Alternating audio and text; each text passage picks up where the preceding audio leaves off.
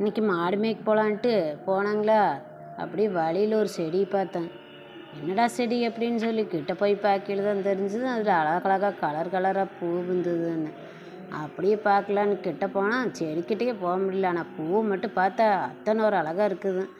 பாருங்க என்ன ஒரு கலராக இருக்குதுன்னு பாருங்கள். அழகாக குட்டி குட்டியாக குட்டி குட்டியாக நெருக்கமாக அழகாக கொத்து கொத்தாக பூ எடுத்துக்குது பாருங்க. ஆனால் அந்த இலைகளை பாருங்க முள்ளாக இருக்குது, சுரியாக இருக்குது. தலையை சொல்ல முடியாதுங்க, பூவை வேணாம் தொல்லை.